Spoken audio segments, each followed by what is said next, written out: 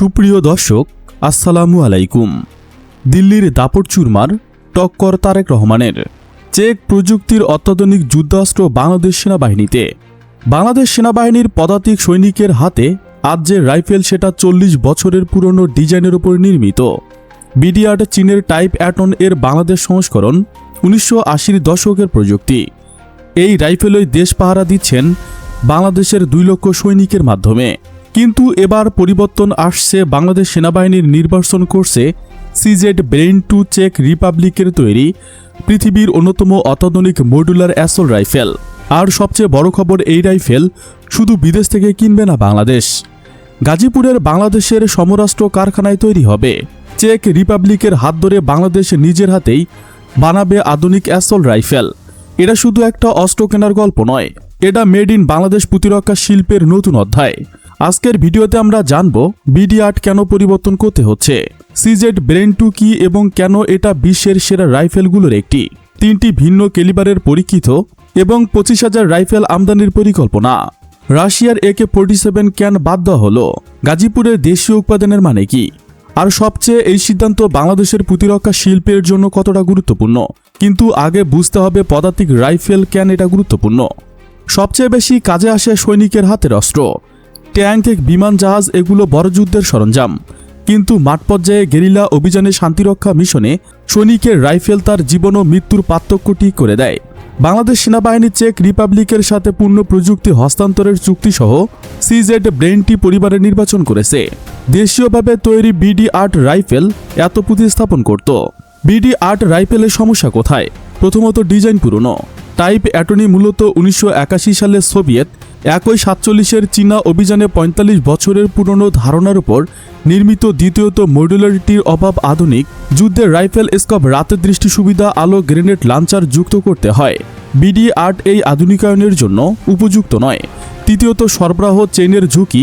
চীনার নকশার উপর নির্ভরশীলতা মানে রাজনৈতিক পরিবর্তনে সরবরাহ বিঘ্নিত হওয়ার ঝুঁকি। এই সিদ্ধান্ত রাশিয়ার AK-47 কেনার পরিকল্পনাকে বাতিল করে দিয়েছে।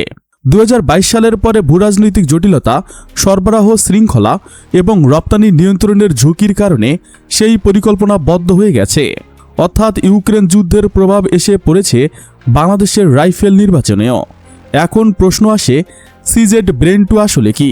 পৃথিবীর অন্যতম সেরা মডুলার রাইফেল কেন? বাংলাদেশ সেনাবাহিনী আনুষ্ঠানিকভাবে চেকমেট CZ ব্রেইন-2 রাইফেল গ্রহণ করেছে, যা বর্তমানে বিশ্বের সবচেয়ে উন্নত মডুলার অ্যাসল্ট রাইফেলগুলোর একটি। CZ ব্রেইন-2 এর পরিবারের বিশ্বস্ততা, মডুলারিটি এবং অর্গানিক দক্ষতার সমন্বয় ঘটিয়ে 3টি ভেরিয়েন্টে পরীক্ষা হয়েছে। সেনাবাহিনী 3টি কনফিগারেশন মূল্যায়ন করেছে।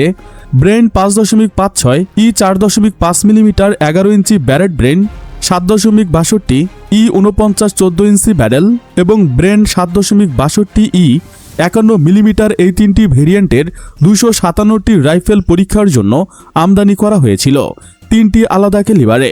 এখন প্রশ্ন হচ্ছে, 3টি আলাদা ক্যালিবার কেন? 5.56 E 5 মিলিমিটার হল ন্যাটো মানের হালকা ক্যালিবার, পদাতিক বাহিনীর জন্য আদর্শ হালকা বহনযোগ্য দ্রুত গুলি। 7.62 E 49 মিলিমিটার হল পুরনো AK-47 এর ক্যালিবার, বাংলাদেশের বিদ্যমান গোলাবারুদ মজুদের সাথে সামঞ্জস্যপূর্ণ।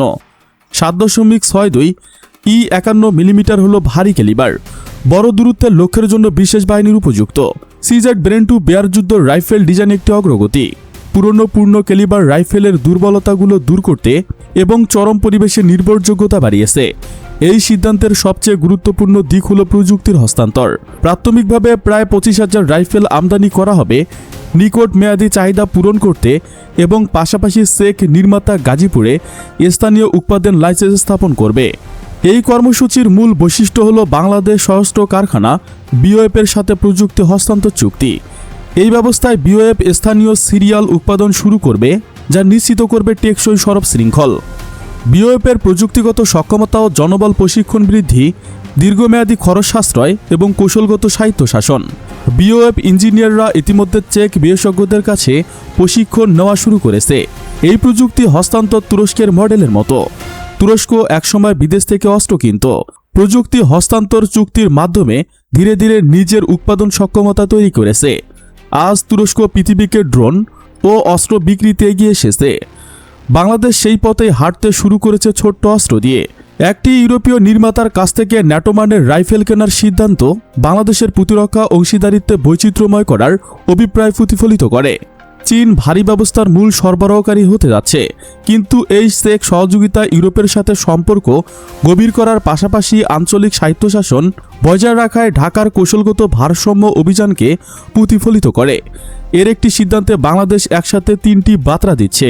প্রথমত, রাশিয়ার ওপর আর নির্ভরশীলতা নয়। একে বাতিল মানে ইউক্রেন যুদ্ধের পর রাশিয়ার অস্ত্র সরবরাহে ঝুঁকি বাংলাদেশ বুঝে নিয়েছে। দ্বিতীয়ত, চীনের বিকল্প তৈরি হচ্ছে। সব ছোট অস্ত্র চীন থেকে না নিয়ে ইউরোপ থেকে নেওয়া মানে কৌশলগত বৈচিত্র্যতা। তৃতীয়ত, ন্যাটো মান গ্রহণ। সিজেড ব্রেন টু ন্যাটো ক্যালিবারের মানে ভবিষ্যতে ন্যাটো দেশগুলোর সাথে যৌথ অভিযানে গোলাবারুদ ভাগ করে নেওয়া যাবে। কিন্তু এই পদক্ষেপের বাস্তব চ্যালেঞ্জও আছে। প্রথম চ্যালেঞ্জ, গোলাবারুদ রূপান্তর। বাংলাদেশ সেনাবাহিনীর বিদ্যমান মজুদ 7.62 49 মিলিমিটার একে ক্যালিবার সিজে ব্রেন টু এর 5.56 মিলিমিটারের ভেরিয়েন্টে যাওয়া মানে পুরো গোলাবারুদ সরবরাহ শৃঙ্খল বদলাতে হবে। এটা বাংলাদেশের প্রতিরক্ষা শিল্পের একটা ছোট কিন্তু গুরুত্বপূর্ণ পদক্ষেপ। ইউরোফাইটার এলওইউ বড় খবর, জ্যাটনসি বড় চুক্তি কিন্তু প্রতিটা সৈনিকের হাতে রাইফেল, এটা সবচেয়ে বুনিয়াদী। এই প্ল্যাটফর্ম গ্রহণ বাংলাদেশের সেনাবাহিনীর পদাতিক ছোট অস্ত্র সক্ষমতা আধুনিকায়নের একটি উল্লেখযোগ্য অগ্রগতি। গাজীপুর বাংলাদেশের সমরাস্ত্র কারখানায় যখন প্রথম made in Bangladesh CZ Bren two তৈরি করা হবে, সেটাই হবে পরিশ্রমের ফল। প্রশ্ন হলো, এই প্রযুক্তির হস্তান্তর কি সত্যিকার হবে নাকি শুধু অ্যাসেম্বল হবে, যেখানে বিদেশ থেকে যন্ত্রাংশ এনে শুধু জোড়া লাগানো হবে? সেই উত্তর নির্ভর করছে বিওএফের চেক বিশেষজ্ঞদের প্রশিক্ষণ কতটা গভীর হয় এবং বাংলাদেশের প্রকৌশলীরা কতটা দ্রুত শিখতে পারে তার উপর। বাংলাদেশকে নিয়ে নতুন প্রতিরক্ষা জোট গঠন করল সৌদি আরব। বাংলাদেশ সহ 13 দেশের নতুন সামুদ্রিক প্রতিরক্ষা জোট গঠন করল সৌদি আরব। সামুদ্রিক বাণিজ্য ও জ্বালানি সরবরাহের অন্যতম গুরুত্বপূর্ণ রুটের নিরাপত্তা নিশ্চিত করতে বাংলাদেশ সহ 13টি দেশকে নিয়ে একটি বহুজাতিক সামুদ্রিক প্রতিরক্ষা জোট গঠনের ঘোষণা দিয়েছে সৌদি আরব। সৌদি প্রতিরক্ষা মন্ত্রণালয়ের তথ্য অনুযায়ী জোটটির মূল লক্ষ্য হল বাব এলদেম প্রণালী লোহিত সাগর এবং অ্যাডেন উপসাগরে নৌ চলাচলের স্বাধীনতা নিশ্চিত করা এবং আন্তর্জাতিক বাণিজ্য জ্বালানি সরবরাহের পথ সুরক্ষিত রাখা। সামুদ্রিক নিরাপত্তা সদস্য রাষ্ট্রগুলোর মধ্যে সমন্বয় জোরদার করা। এই জোটে স্বাক্ষরকারী দেশগুলো হল সৌদি আরব, বাংলাদেশ, তুরস্ক, পাকিস্তান, মিশর, জর্ডান, কুয়েত, বাহরাইন, কাতার, জিবুতি, সোমালিয়া, ইয়েমেন, সুদান এবং কোমরস। জোট গঠনের বৈঠকে আমন্ত্রিত 51টি দেশের মধ্যে 43টি দেশের প্রতিনিধি অংশ নেয়। এছাড়া ইউরোপীয় ইউনিয়নের একটি প্রতিনিধি দল উপস্থিত ছিলেন। যদিও ইউরোপীয় ইউনিয়ন ইতিমধ্যে লোহিত সাগরে অপারেশন সাসপেইড নামে একটি নিরাপত্তার মিশন পরিচালনা করেছে। নতুন সৌদি নেতৃত্বাধীন জোটটির ভূমিকা হবে সদস্য দেশগুলোর মধ্যে আরও ঘনিষ্ঠ প্রতিরক্ষা সহযোগিতা ও সমন্বয় নিশ্চিত করা হবে। বর্তমানে এই অঞ্চলের নিরাপত্তা পরিস্থিতি অত্যন্ত স্পষ্টকাতর। যুক্তরাষ্ট্র ইরান উত্তেজনা হরমুজ প্রণালীতে কেন্দ্র করে সৃষ্ট সংকটের পাশাপাশি ইয়েমেনের হুতি বিদ্রোহীদের ধারাবাহিক হামলার কারণে বাব এলদেম লোহিত সাগর ও অ্যাডেন উপসাগরের নৌপথে ঝুঁকি উল্লেখযোগ্যভাবে বেড়েছে। জোটের সম্ভাব্য কার্যক্রমের মধ্যে থাকবে গোয়েন্দা তথ্য বিনিময়, যৌথ অভিযান পরিকল্পনা ও সমন্বয়, নিয়মিত যৌথ নৌমহড়া, সামুদ্রিক নিরাপত্তা অভিযান পরিচালনা ইত্যাদি। সৌদি আরব জানিয়েছে, এই জোট সম্পূর্ণ আত্মরক্ষামূলক এবং কোনো নির্দিষ্ট রাষ্ট্রকে লক্ষ্য করে গঠন করা হয়নি। জোটটি সদর দপ্তর সৌদি আরবে স্থাপন করা হবে। সুপ্রিয় বন্ধুগণ, সরকারের এই পদক্ষেপ বাংলাদেশের সামরিক শক্তি কতটা বাড়াতে পারবে বলে আপনি মনে করেন? আপনার মতামত কমেন্টে জানান। বাংলাদেশের সামরিক বাহিনী নিয়ে আরও জানতে আমাদের চ্যানেলের ভিডিও ট্যাব থেকে ঘুরে আসুন। এই ভিডিওটি ভালো লাগলে লাইক বাটনে ক্লিক করুন, ভিডিওটি আপনাদের বন্ধুদের সঙ্গে শেয়ার করুন এবং তাদেরকে দেখার সুযোগ করে দিন। Thanks for watching my video. আল্লাহ হাফেজ।